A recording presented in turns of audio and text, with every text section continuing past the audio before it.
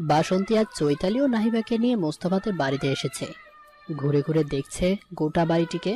মোস্তফা বাড়ি বিশাল জায়গা জুড়ে ছড়িয়ে, যতটা জায়গা জুড়ে গাজীপুরের সাধারণ একটা রিসর্ট হয়ে থাকে।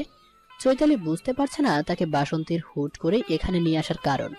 পৌঁছে বাসন্তী তাকে তা জানাবে ভেবে চুপ ছিল সে, কিন্তু এখন তার ধৈর্য ধরতে না পেরে জিজ্ঞেস করেই ফেলল, হঠাৎ এখানে নিয়ে আসলে কেন বাসন্তী? বাসন্তী বাগান জুড়ে ঘুরতে ঘুরতেই জবাব দিল, প্রয়োজন আছে বলেই এসেছি চৈতালি বাবু। আকরাম সাহেবের আসার কথা এখনো পৌঁছায়নি কেন? কল করে জিজ্ঞেস করো তো। আকরাম সাহেবের নাম শুনে সচকিত হয়ে তার দিকে পূর্ণ দৃষ্টি ফেলে চৈতালি। কপালে চিন্তার ভাঁজ পড়ে তার। বলা বাহুল্য, আকরাম সাহেব হলো নাইমের লোক। বাড়ি কিংবা ফার্ম হাউস অথবা অফিস, মাদ্রাসা, স্কুল যা তৈরি করা হয় তা উনি নিজ দায়িত্বে শেষ করান। আকরাম সাহেবকে ডেকেছো, কিন্তু কেন? ওনার তো এখানে কোনো প্রয়োজন নেই। তুমি না বুবু আজকাল বড্ড বেশি কথা বলো। প্রয়োজন আছে নাকি নেই তা আমি দেখব, তুমি শুধু কল দাও। বাসন্তের হাবভাব ভালো ঠেকছে না চৈতালির কাছে। তবুও বাসন্তের অধীনস্থ সে, তাই কথা না বাড়িয়ে নির্দেশ অনুযায়ী আকরাম সাহেবকে কল করে চৈতালি। কিন্তু কল দেওয়ার মুহূর্তেই তাদের সামনে এসে দাঁড়ায় আকরাম সাহেব। ষাটূর্ধ্ব বয়স্ক তাগড়া পুরুষ তিনি। সব সময় সাদা পাঞ্জাবি পাজামা তার গায়ে সাজে। টাক মাথায় এই বৃদ্ধকে মানায়ও বড্ড এই পোশাকে। আম্মাজান, কি এর জন্য ডাকছেন? নয়া কোনো স্কুল বানাইবেন নাকি? তেমনই কিছু, চলেন আমার সাথে। বাসন্তী চলতে শুরু করে বাড়ির পেছনের দিকে। এক জায়গায় এসে থামে। জায়গাটি নানা গাছে ঘেরা। এখানের মাঝ বরাবর ছোট্ট একখানা পুকুর। গোলাপি রঙা পদ্ম ও শাপলা ভাসছে তাতে। গুটি কয়েক পদের মাছও আছে হয়তো। এখানে আমার 3টা একতলা বাসা লাগবে। প্রতিটি বাসা 2 রুমের হবে, সাথে একটি বাথরুম থাকবে। বড় একটা রান্নাঘর দেবেন শুধুমাত্র মাঝখানে বাসাটায়। 3 সেট বাসা নাকি আম্মাজান? আর 3টা বাসা কি এক রোতে নাকি ব্লকারে করব? না না, 3 সেট বাসা দেবেন। ফাউন্ডেশন দেওয়ার দরকার নেই, তবে মজবুত করেই করবেন। আর পুকুরটাকে মিডলে রেখেই করবেন। আরো নানান রকম আলোচনা করলো বাসন্তী ও আকরাম সাহেবের সাথে, কিভাবে কি করবে তা নিয়ে। শেষে বলল, আকরাম সাহেব, আমার কিন্তু 1.5 মাসের মাঝে কাজটা কমপ্লিট চাই, কারণ 1.5 মাস পরেই এই ঘরগুলোর বাসিন্দারা এসে পড়বে।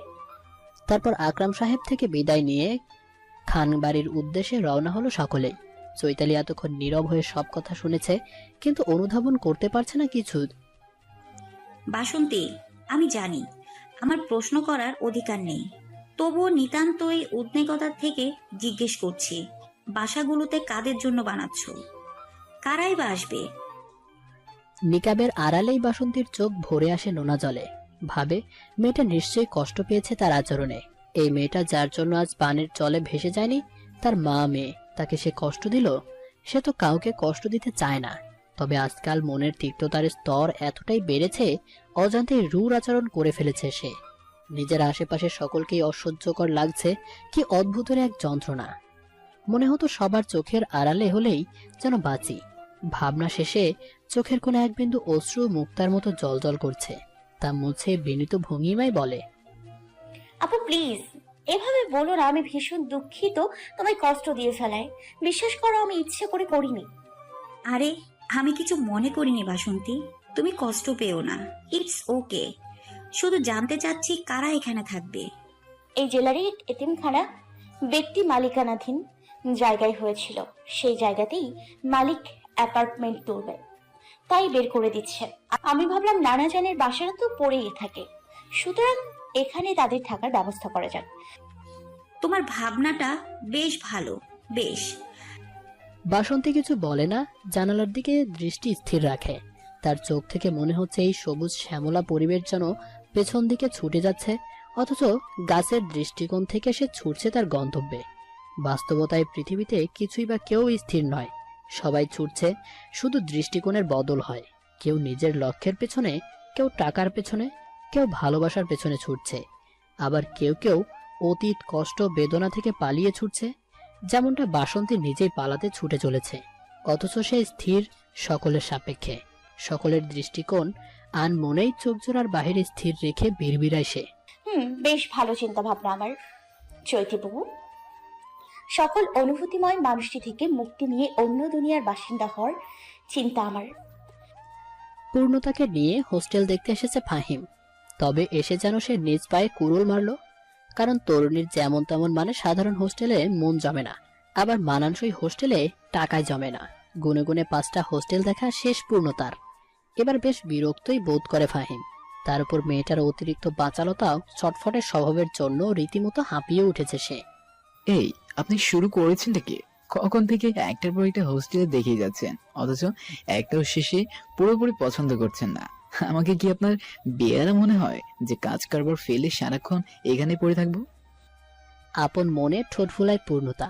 ফর্সা মুখের নাকের পাটা লাল হয়ে ওঠে।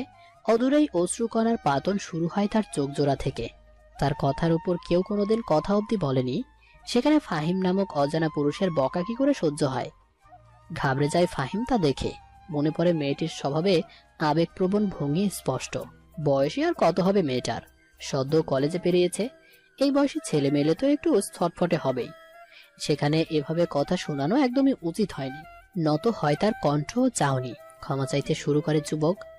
সরি, আমি অনেক সরি। আমার এভাবে বলা উচিত হয়নি। আপনি প্লিজ কাঁদবেন না। আমি আমি আসলে ইচ্ছে করে এমন করছি না। ওইরকম জায়গায় তো আমি আগে থাকিনি।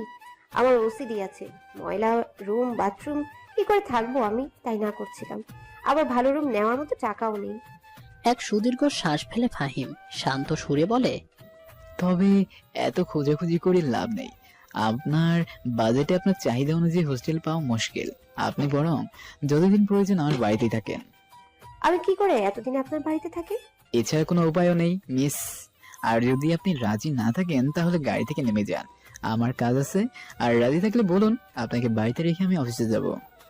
পূর্ণতা বেশ খানিকটা সময় নিয়ে ভাবে, আর চোখে ফাহিমের দিকে তাকায়, ভাবে ছেলেটা একদম খারাপ নয়। ক্ষতি করার হলে কতকালই করতে পারতো। আবার খালামণিরাও তো কত ভালো। তাছাড়া আর তো কোনো উপায়ও নেই। I am waiting miss. গম্ভীর গলা ফাহিমের। আমি রাজি। মৃদু সুরে বলে পূর্ণতা। মুস্কি হাসে ফাহিম। গাড়ি চালু করে বাড়ির উদ্দেশ্যে রওনা হয়। 2 মাস পর, আজ প্রায় 1.5 বছর পর দেশের মাটিতে পা রাখল নাইম। তার চোখে মুখে ছেয়াছে আলাদা রকমের আনন্দ, স্বস্তি ও শান্তি। আশাহত হলো যখন দেখলো তাকে নিতে শুধু চৈতালি, নাহিবা আর ড্রাইভার এসেছে। যদিও সে জানতো বাসন্তী আসবে না, তবুও হৃদয়ের কোথাও ক্ষীণ আশা ছিল। নাহিবার দিকে দ্রুত কোলে তুলে নেয় নাইম। চুমুতে চুমুতে ভরিয়ে দেয় মেয়ের ছোট্ট চাঁদ মুখখানা। চৈতালিকে খেয়াল করে নাইম। এই রমণীর মাঝে বড্ড পরিবর্তন এসেছে।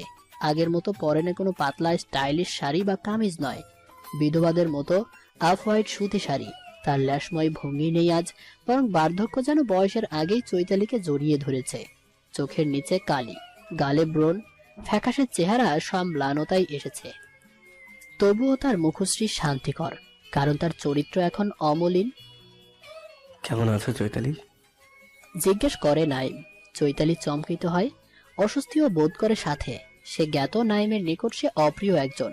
সে কেমন আছে তা জিজ্ঞেস করার মতো মূল্য সে রাখে না নাইমের কাছে। তবে আজ কি হলো এই পুরুষের? নাকি তার অনুতপ রং এনেছে? মানুষের চোখে তার জন্য সম্মান এসেছে? আমি আলহামদুলিল্লাহ ভালোই। চলো বাসায় যাই, সবাই তোমাদের জন্য অপেক্ষা করছে।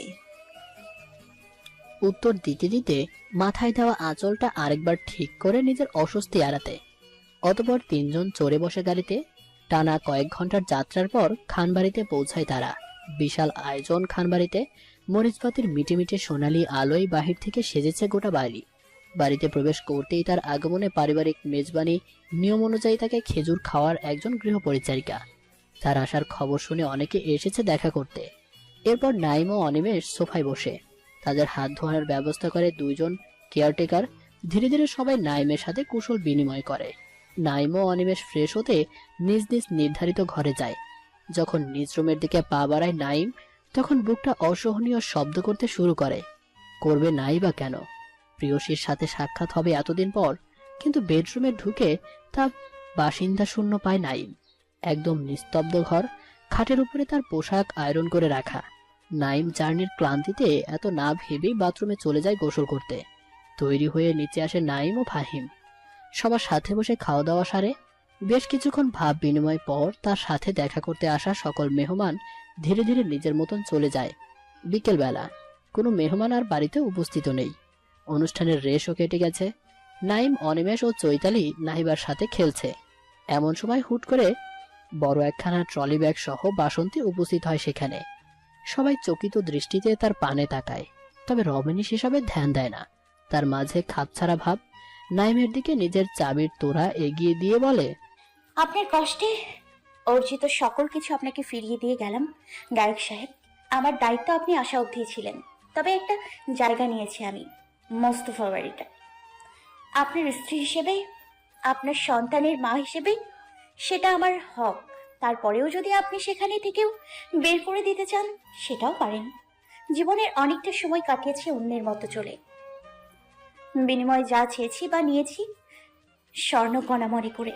একদিন খোঁজ নিয়ে জানলাম তা স্বর্ণ নয়, বালু। তাই আশা ছেড়েছি সকলের। ভালোবাসার সাগর এখন মরুভূমি। কাউকে চাই না আমার। কারোর ভালোবাসা তো দূরে থাক, কিছুরই আশা রাখতে চাই না। যতটা সময় বেঁচে আছি একা থাকতে চাই নিজের মতো। বলেই বাসন্তী নাহিবাকে কোলে তুলে নাইমের সামনে দিয়ে বের হয়ে গেল। আর নাইম, সে তো স্তব্ধ ও বাকশূন্য। তার শব্দ ভাণ্ডারে আজ অভাব হয়েছে শব্দের অনুভূতি প্রকাশের। প্রেমের শহরে তিক্ততার ছড়াছড়ি, প্রবেশ নিষেধ তোমার। অপ্রাপ্তির যে দহনে পুড়িয়েছ তুমিও পূর্বে কাছে এসে দূরে থেকে। তুমি তো চায়ে ঠোঁট ছোঁয়ায় বাসন্তী। সাথে সাথে কুয়াশায় আচ্ছন্ন হয়ে পড়ে তার চোখে এঁটে থাকা চশমা। চশমা খুলে ফেলে রমণী, শব্দ করে এক শ্বাস ফেলে। শীতল বাতাসে কর্পূরের মতন হারিয়ে যায় হতাশা মেশানো সেই তপ্তশ্বাস। কত ভালোই না হতো যদি কষ্ট বা বেদনাময় অতীতের সঙ্গ এভাবে ছাড়ানো যেত। আর মনে বিড়বিড়ায় বাসন্তী, তুমি ভালোবাসনি কেন আমি জিজ্ঞেস করবো না কবু। তোমার বিরহের তৃষ্ণাতেই তো নিজেকে পেয়েছি। আমার দেহ থেকে নিষ্কৃত প্রতিটি তপ্ত শ্বাসে আজও তোমার নাম লেখা। তবে গৃহীত শ্বাসের কোথাও তুমি নেই, কখনো নেই। আজ প্রায় 2 মাস হলো বাসন্তী মোস্তফা বাড়িতে। এই 2 মাস সে নিজের মতো থেকেছে, না চার দেয়ালে বন্দী হয়ে থাকেনি সে। তার এখন বহু কাজ। 70টি শিশুর দায়িত্ব তার কাঁধে এখন। দায়িত্ব নিয়েছে গ্রামের চালচুলোহীন বা স্বামীহীনা নারীদের ও বেকার যুবকদের। নাইম আসার প্রায় অনেকদিন আগে মোস্তফা ভবনকে ছোট্ট একটা এনজিওতে পরিণত করেছে সে। অফিস স্বরূপ ব্যবহার করছে মোস্তফা বাড়ির সালিশ ঘরটি। এই বাড়ির পাশে 2 কামরার ঘর তুলে তাতে নানান দরকারি সরঞ্জামাদি এনে তৈরি হয়েছে কারখানা। শহরের একটা শোরুমও চলছে সে এসবের ন্যায্য মূল্য পেতে। তার প্রচেষ্টার পুরোটাই দেশের গরিব, অসহায়, বেকার নারী, পুরুষ ও শিশুদের জন্য করা। এই এনজিওতে পেশাগত লোকদের দ্বারা হস্তশিল্প, যেমন শখের হাড়ি সহ নানান ধরনের মৃৎশিল্প, নকশি কাঁথা, বেতের বা পাটের বিভিন্ন শৌখিন ঘর সাজানো জিনিসপত্র, বাটিক প্রিন্টের কাজ, হাতের সেলাই ইত্যাদি শেখানো হচ্ছে। নিপীড়িত নারী ও বেকার পুরুষদের অধিকাংশ গ্রামের হওয়ায় তারা আগে থেকেই এই কাজে অভ্যস্ত। পেশাদার শিল্পীদের সহযোগিতায় আরো নিপুণ হাতে কাজ করছে তারা। বাসন্তীর শহরে খোলা শোরুমটাও ইতিমধ্যে বেশ সাড়া ফেলেছে। এত সব কাজের মাঝে কোথাও যেন ভাটা পড়ে যায় অতীত, চাপা পড়ে যায় সেই আবেগ ও কষ্টগুলো। হ্যাঁ, মুক্তির স্বাদ পেয়েছে বাসন্তী। মানুষের থেকে তো মুক্তি পাওয়া যায়, মানুষের তৈরি কারখানা থেকে মুক্তি পাওয়া যায়, তবে অনুভূতির কারাগার? অনুভূতি হলো আস্ত আজগর সাপের মতো, পেঁচিয়ে ধরে থাকে সর্বক্ষণ। অনুভূতির কারাগারের মুক্তি নামক শব্দটিই নেই। এই অনুভূতির কারাগারেই বন্দী বাসন্তী। দেখো দেখো ছোট বৌমা, তোমার এইটুকুনি মিম সাহেব আমারে খামসে করলো কি দেখো। বলতে বলতেই ঘরে ঢুকলেন সাহেরা বানু। আঁচলে মুখ চেপে হাসছেন সাহেরা বানু। তিনি হলেন মোস্তফা বাড়ির কেয়ারটেকার মধুমিয়ার স্ত্রী। বর্তমানে তিনি এবং তার স্বামী উভয়ই বাচ্চাদের দেখাশোনার দায়িত্ব ও সমানতালে পালন করছেন। বাসন্তী ঘর ভাঙে হালকা হেসে এগিয়ে যায় সাহেরা বানুর দিকে। নাইবাগে কোলে তুলে নিয়ে আলতো হাতে গাল ছুঁয়ে তার কপট রাগ দেখিয়ে বলে, এমন জল্লাদপনা করে নাকি মা? তোমার দাদুন হয় না? এমন করলে কিন্তু পিটুনি দিব তোমাকে। বপ। চোখ রাঙিয়ে চেঁচিয়ে ওঠে নাহিবা। নাহিবার এমন আচরণে অবাক হয়নি বাসন্তী, না হয়েছেন সাহেরা বানু। মেয়েটা বড্ড দস্যু হয়েছে।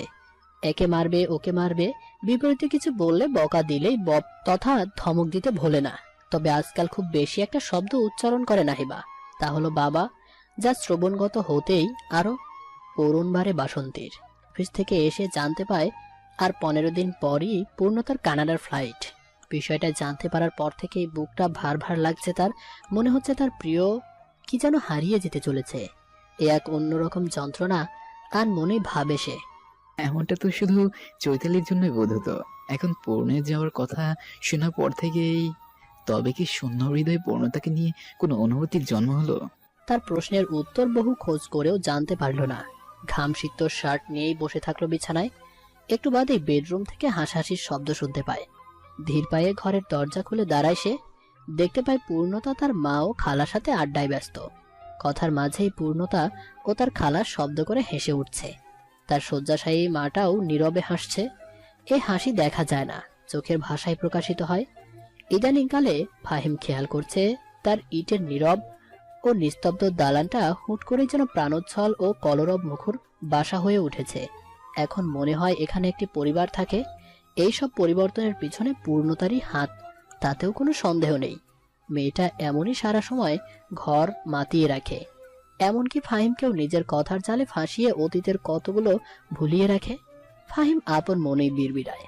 পূর্ণতাকে ভালোবাসতে কিংবা চৈতালির জায়গা দিতে পেরেছি কিনা জানি না, কিন্তু পূর্ণতার জন্য একটা ভালো লাগা বা মায়া তো তৈরি হয়েই গেছে।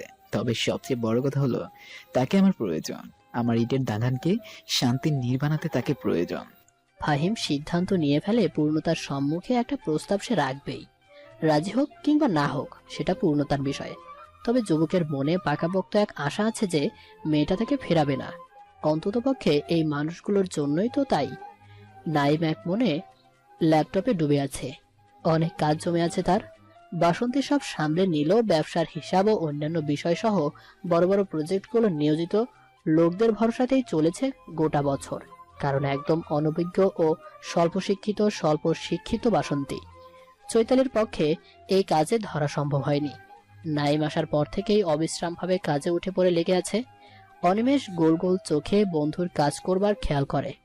সে ভেবেছিল বাসন্তীর বাড়ি ছাড়াই নাইম জ্বলে পড়ে ছারখার হবে, চার দেয়ালে বন্দী হবে, ডিপ্রেশনে তলাবে, মানে দেবদাসের দশা হবে আর কি। কিন্তু তাকে অবাক করে নাইমও তেমন কোনো প্রতিক্রিয়া দেখায়নি। বরং তার আচরণও স্বাভাবিক ও গম্ভীর। চেহারায় গাম্ভীর্যপূর্ণ বেদনার মাত্রাও নেই তাতে। হ্যাঁ, যেদিন বাসন্তী চলে গিয়েছিল সেদিন খানিকক্ষণ স্তব্ধ হয়ে রমেনের যাওয়ার দিকে তাকিয়েছিল, কিন্তু তারপর কাজে ডুবে যায়।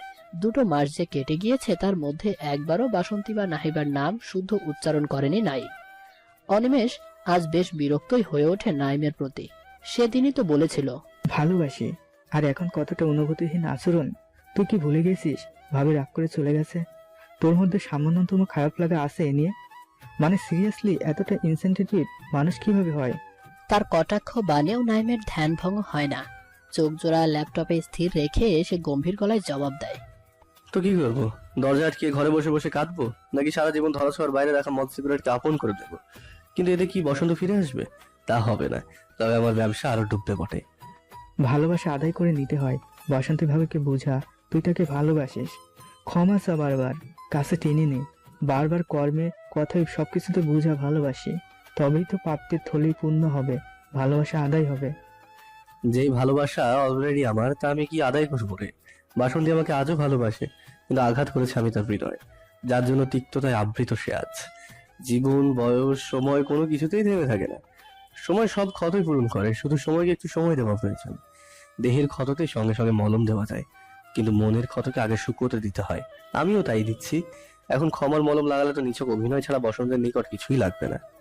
অনিমেষ ঋণ ঋণে গলায় শুধায়, শালাই চালাক আছে, কিন্তু দেখবো নে এই চালাকি কতদিন ভাবির মান অভিমানের সামনে।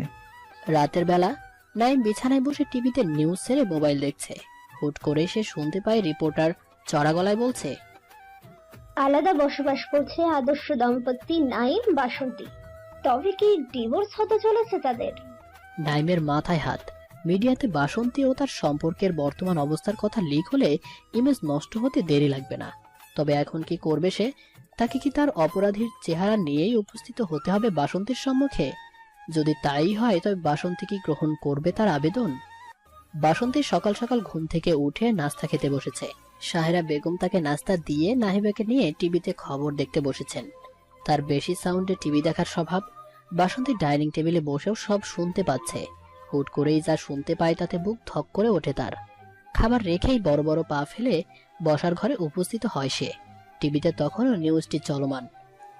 Breaking news, breaking news. সুখী দম্পতি বাসন্তী নাইমের সম্পর্কে ফাটল, আলাদা থাকছেন তারা। তবে কি ভাঙতে চলেছে তাদের সম্পর্ক? বাসন্তী ধপ করে সোফায় বসে পড়ে। সাহেরা বানু আর চোখে বাসন্তীর দিকে তাকান, সান্ত্বনার সুরে বলেন, চিন্তা করো না বৌমা, সব ঠিক হয়ে যাইব। বাসন্তী প্রত্যুত্তরে কিছু বলল না। গাম্ভীর্যপূর্ণ মুখশ্রীতে কি একটা ভেবে দ্রুতই পদচারণ করে নিজ কামরায় চলে যায়। যাওয়ার আগে সাহেরা বানুর উদ্দেশ্যে বলে, উনি আকরাম কাকুকে বলবেন সবাইকে বলে দিতে আজ আমি আসবো না কোনো কাজে, ঘরেই থাকবো। তাই বলে আমার অনুপস্থিতিতে যাতে কাজে কোনো গাফিলতি না হয়। আর আপনি কষ্ট করে নাহিবাকে খাইয়ে পড়িয়ে দেবেন। ঘরে বসে কোনো দিকে না তাকিয়ে দরজা বন্ধ করে দিল সে। সারা ঘরময় পায়চারি করে ক্লান্ত হয়ে বসল রমণী। নিশ্চিত আজ তার দরবারে প্রণয়ের আগমন হবে। মানুষটা আসবেই আসবে। আজ নিজ স্বার্থ হাসিল করতে আন মনেই বিড়বিড়ালো। তুমি আসবে, তোমার দাম্ভিকতা চূর্ণ বিচূর্ণ হবে আমার চোখের সম্মুখে। তোমার প্রিয় জিনিসটি যে হারানোর পথে, তুমি হাত পাতবে আমার সামনে, আমি প্রতিশোধ পাবো। তবে তা কি শাস্তি দেবে আমায়? পৈশাচিক শাস্তি? ফোঁসবোধক শব্দ করে তপ্ত বায়ু বের হলো তার দেহ থেকে। সাথে বের হলো কিছুটা আশঙ্কা, হতাশা, কামনা। জানি না শাস্তি পাবো কিনা, তবে তোমায় দেখতে হবে আজ এসে। তোমায় ছাড়া তোমার বসন্ত কুমারী অনেকটা ভালো আছে, অনেকটা। আজ আমি সাজবো, মনের মতন সাজবো। তোমার নয়ন দুটোতে ভাসাতে হবে না আমার ভালো থাকার চিত্র। নিজের সাথে বোঝাপড়া শেষে আলমারিটা খুলে বাসন্তী সবচেয়ে মনোরম দেখতে শাড়িটি বের করে গায়ে ধরে বড় আয়নাটিতে নিজের প্রতিবিম্বকে পর্যবেক্ষণ করে সে। বাসন্তী রঙের জামদানি শাড়ি, সোনালী সুতোয় কাজ করা। এই শাড়িটা গায়ে জড়াতেই যেন বাসন্তীর উজ্জ্বল শ্যামাগাটা চাঁদের মতন চকচক করছে। বাসন্তী সেই শাড়ি সুন্দর করে আট পেওরে করে, দুহাত ভর্তি বাসন্তী রঙা কাচের চুড়ি, কানে স্বর্ণের বড় ঝুমকো, গলায় চেকন একটা চেন, পায়ে স্বর্ণের পায়েল। চুলগুলো বেশ কামনীয়তার সাথে আঁচড়িয়ে বাঁকা সিতি করে ফেলে রাখে। হৃদয় লোভানো বাঁকা চুলগুলো ছেয়ে রাখে পিঠে। সাজের সাথে খুব একটা সাক্ষাৎ করেনি বাসন্তীর ছোট থেকেই। সে আশ্রিতা মানুষ। একটু সকলের ব্যবহার শেষে পরিত্যক্ত স্নো পাউডার তার কপালে জুটলেই ঢের সই। তবে আজ রমণী সাজতেও বসেছে। মুখশ্রীতে লাগাচ্ছে বিবি ক্রিম, দামি ইমপ্যাক্ট পাউডার ও ব্লাশ। মৃদু গোলাপি অধর রাঙিয়ে নিয়েছে কালচে লাল লিপস্টিকে। সবকিছু শেষে ডাসা ডাসা চোখ জোড়াকে হরিণীর টানা টানা করার প্রচেষ্টায় যত্ন করে কাজল লাগাতে ভুল করে না নমনীয়তা। যত্নের সাথে অত্যন্ত পরিশ্রম নিয়ে নিজেকে সাজানোর পর শুধু কয়েক মুহূর্ত নিজের প্রতিবিম্বকেই দেখেই যায় রমণী। মুখে আজ সেই কোমল স্নিগ্ধতা নেই, আছে সূর্যের তেজ, কাউকে জ্বালানো পোড়ানোর আকাঙ্ক্ষা। ফাহিম গতকাল সারাটা রাত্রি ভেবেছে পূর্ণতাকে নিয়ে। নিজের ভাবনা বদলে ফেলেছে সে। তার মনে হয়েছে সে যেমন সীমার যোগ্য ছিল না, তেমন পূর্ণতারও যোগ্য নয়। মেয়েটা সুন্দরী, যুবতী, অবিবাহিত। সে তার চেয়েও আরো ভালো কাউকে পাওয়ার অধিকার রাখে। তার চেয়ে বড় কথা, গতকাল রাতে চৈতালির স্মৃতিকথা তাকে পুড়িয়েছে। গোটা রাত নির্ঘুম কাটানোয় ভোরের দিকে চোখ লেগে গেছে ফাহিমের। হুট করেই সে আভাস পায় তার মুখশ্রীতে বিন্দু বিন্দু পানির ছিটা পড়ছে। তন্দ্রাচ্ছন্ন চোখ হালকা মেলে দেখতে পায় একজন শাড়ি পরা রমণী তার দিকে ঝুঁকে আছে। শাড়িটি আর কারো নয়, চৈতালির, যা সে কাল সারা রাত জড়িয়েছিল। রমণীর মুখশ্রীর অনেকটাই ঢেকে আছে অর্ধসিক্ত চুলে, আর চুলের পানি তার মুখে পড়ছে হয়তো। তন্দ্রাবেশে ফাহিম ভাবে চৈতালি এসেছে, জড়িয়ে ধরে মেয়েটিকে। মেয়েটিও আপন মায়ায় আবদ্ধ করে নেয় তাকে। সাথে সাথেই চমকে উঠে চোখ খুলে হুড়মুড়িয়ে উঠে বসে। প্রেয়সীর স্পর্শ চিনে না এমন প্রেমিক হয়তো দুনিয়াতেও নেই। ফাহিমও তার ব্যতিক্রম নয়। ছোঁয়ার সাথেই বুঝতে পেরেই এই দেহ তার অপরিচিত, ভীষণ রকমের অপরিচিত। চোখ ভালোভাবে খুলেই দেখতে পায় এটা পূর্ণতা, চৈতালি নয়। সরি, আমি আসলে বুঝতে পারিনি। পূর্ণতার নত দৃষ্টি, চেহারা লজ্জায় আচ্ছন্ন, মুখে মুচকি হাসি। সে বলল, না বুঝতে পেরেই বোধহয় ভালো করেছো। সরি। কিছু না, ওই যে চা এনেছি, পান করো। তোমার পছন্দের লুচি আলুর দম করেছি, ফ্রেশ হয়ে নাস্তা করতে চলে আসো। উঠে চলে যেতে নাই পূর্ণতা। ফাহিম ডাক দেয়, পূর্ণ। হ্যাঁ বলো। এই শাড়ি কোথায় পেলে তুমি? এই শাড়ি তো চৈতালির, তাই তো? সে যেহেতু আগলে রাখিনি তার জিনিসপত্র, অন্য কেউ নিলে ক্ষতি কি? তাছাড়া তোমার বেডে রাখা ছিল, আমি পরে নিয়েছি। আর তুমি এত সকাল সকাল আমার ঘরে ঢুকলে কি করে? আজ তো ফজর নামাজও পড়তে আমি উঠিনি, দরজাও খুলিনি। আমি তো প্রতিদিন ফজরের 1-2 ঘন্টা আগেই তোমার ঘরে আসি। না হলে তোমার কি মনে হয় কারো অযত্নে ফেলে যাওয়া নেতিয়ে পড়া ফুলগুলো একা একাই প্রাণোচ্ছল হয়ে উঠেছে? হোয়াট? বাট কিভাবে? আন্টির থেকে স্পেয়ার কিনে নিয়েছি বহু আগে। আচ্ছা শুনেন জনাব, চুলোয় তেল বসিয়ে এসেছি। বহু কাজ আমার। আমার ইনভেস্টিগেশনে অংশগ্রহণ করার সময় আমার নেই, সংসার সামলাতে হয়। বলে সে মৃদু হেসে বেরিয়ে গেল। ফাহিম গোল গোল চোখে রমণীর যাওয়া দেখল। পূর্ণতার ধাঁধাময় কথাবার্তা, তার চালচলন দিন দিন আরো যেন অদ্ভুত হয়ে উঠেছে। নাইম আপেলে এক কামড় বসাতেই অনিমেষ এসে ত্রাসিত মুখে বলে, দোস্ত তুই নিউজ দেখেছিস? কিসব আজগুবি কথাবার্তা লিখছে তোকে আর ভাবিকে নিয়ে। দেখেছি। খাপছাড়া ভাব নিয়ে জবাব দেয় নাইম। তো চল ভাবির কাছে, তোর ইমেজ তো একদম ধুলোয় মিশিয়ে দিচ্ছে সাংবাদিকরা। এমন হলে তুই তো আর কি হবে খুব বেশি হলে? আমার রাজনৈতিক ক্যারিয়ার আর মিউজিক ক্যারিয়ার ধুলোয় মিশে যাবে। It's okay. যখন মৃত্যুর দ্বার প্রান্তে দাঁড়িয়েছিলাম তখন এগুলোর জন্য বাঁচতে মন চায়নি। বাঁচতে মন চেয়েছে প্রেয়সীর সাথে বার্ধক্য দেখতে, বসন্তকে আর একবার হলেও শক্ত করে জড়িয়ে ধরতে। এই সম্পত্তি, ক্ষমতা আমারই টানেনি। তখন টেনেছে সম্পর্ক, ভালোবাসা আর মায়া। এগুলো ধ্বংসে হলে হোক, আমি হলেও হলাম। আমার ধ্বংসেই না হয় বসন্ত প্রাচুর্য পাক। গাম্ভীর্যপূর্ণ গলায় কথাগুলো বলে শব্দ করে এক শ্বাস ফেলে নাই। সেই উষ্ণ নিঃশ্বাসে কিছু একটা ছিল যা অনিমেষকেও চুপ করিয়ে দেয়। গম্ভীর আকুতি, অপ্রকাশিত ভালোবাসা ও বেদনা, আরো কি কি যেন। এতই যখন ভালোবাসিস যাস না কেন ভাবির দুয়ারে? মানাস না কেন তাকে? জানিস, আমি যখন মরবো ভেবে ফেলেছি তখন আরো একটা বিষয় আমাকে পোড়াচ্ছিল। আমি মরলে আমার বসন্ত আর নাহিবাকে আগলে রাখবে কে? নাহিবা তো ছোট্ট, আর বসন্ত হলো অবুঝ চড়ুই পাখির মতন। আমার চারধারে শত্রু, ভদ্র সমাজ, আধার সমাজ, দুই জায়গাতেই ক্ষমতাধর হওয়ায় আমি সবার চোখের কাঁটা। কখন মরি ঠিক নেই। এই মুহূর্তে বেঁচে আছি, পর মুহূর্তেই মরে যেতে পারি। আমার মৃত্যু নিশ্চিত হলে বসন্ত নাহিবাকে থেকে তার ছিনিয়ে সব নিতে ভুল করবে না তারা। বসন্তকে তাই আমি ছাড়া এই নিজের নাম কমাতে হবে, শক্ত পাহাড়ের ন্যায় হতে হবে, যাকে টক্কর দেওয়ার সাহসও কারো হবে না। এর সূচনা হয়েই গিয়েছে। বসন্ত নিজের এনজিও খুলছে, কারখানা খুলেছে, শহরে একটা শোরুমও খুলেছে। আমার বিশ্বাস আমার প্রেয়সীর আলাদা নাম তৈরি হতে দেরি নেই। তারপর মরলেও শান্তি। মনে সাহস থাকবে, আমার স্ত্রী সন্তান ভেসে যাবে না বন্যার জলে। কথাগুলো বলার সময় অনুভূতিহীন নাইমেরও কেন যেন গলা কেঁপে ওঠে। প্রিয়জনের মায়া বুঝি এতই ভয়ঙ্কর, কে জানে। নিজের আবেগ লুগাতে গম্ভীর মুখে তাড়াতাড়ি অনিমেষ থেকে দূরে চলে যায় নাইম। আবেগ অনুভূতি প্রকাশ তার কর্ম নয়। অনিমেষ ম্লান হেসে বন্ধুর যাওয়ার পথে তাকিয়ে থাকে, বিড়বিড়ায়, তুই সত্যিই অদ্ভুত নাইম, বড়ই অদ্ভুত। কিসের এত কৃপণতা তোর ভালোবাসা প্রকাশে? একজন নারী যে অধীর অপেক্ষায় থাকে তোর একটু ভালোবাসা বোধ করতে, তা কেন তুই বুঝিস না? সন্ধ্যা পেরিয়ে গভীর রাত নেমেছে। নিঝুম রাত, কি নিথর রাত। না আছে কোনো কোলাহল, না কোনো ভিড়, না কোনো আলো ছায়ার খেলা। এত শান্তির মাঝেও বাসন্তীর মনে নেই শান্তি, আছে রাশি রাশি উত্তেজনা, অবিরাম অস্থিরতা। কারণ নাইম যে আসেনি, তবে একজন এসেছে খানবাড়ি থেকে। সে হলো চৈতালি। বাসন্তী ভেবেছিল চৈতালিকে হয়তো নাইমই পাঠিয়েছে নিজের কথা মানাতে, কিন্তু পরে জানলো চৈতালি কাউকে না বলেই এসে পড়েছে। এমনকি সে বাসন্তী নাইম সম্পর্কিত ছাপানো খবরের বিষয়েও প্রথম জেনেছে বাসন্তীর মুখ থেকেই। বর্তমানে আসা হতো বাসন্তী, ভাবলো নাইমের জীবনে আগে যা একটু মূল ছিল, কিন্তু এখন কি একটু মূল্য নেই তার? যুবক কেন তার সামনে আসলো না ক্ষমার আবেদন নিয়ে? সে কেন চূর্ণ বিচূর্ণ করে দিতে পারলো না? কেন তাকে জানাতে পারলো না যে সে তাকে ছাড়াই ভালো আছে? রাতের আধার বাড়তেই বাসন্তীর সব হিসাব নিকাশের অবসান ঘটালো। নিজেকে বোঝাতে মনে মনেই বলল, আজ সুযোগ আসেনি তো কি হয়েছে, কোনো একদিন তো আসবে, তখন আমি বুঝিয়ে দেব আমি বেশ আছি তাকে ছাড়াই। তখন কাঁধে হাত রাখলো কেউ।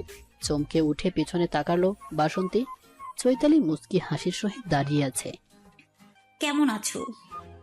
এই তো আছি, দেখতে তো পাচ্ছে। সাজগোজ, অলংকার, কাজ কারবার সবকিছু নিয়ে খারাপ তো নেই। সত্যি তো? ভালোবাসা ছাড়া ভালো থাকা যায়? বাসন্তী মুখশ্রীতে অমলিন চওড়া এক হাসি এঁকে নিয়ে বলল, প্রেম ভালোবাসার বাহিরেও অনেক কিছু আছে জীবনে। পৃথিবীতে ভালোবাসাময় জীবন হয়তো একটু কাঁটাময়, মাধুর্যপূর্ণ, কিন্তু প্রেমহীন জীবনটা বিরস হলেও মন্দ নয়।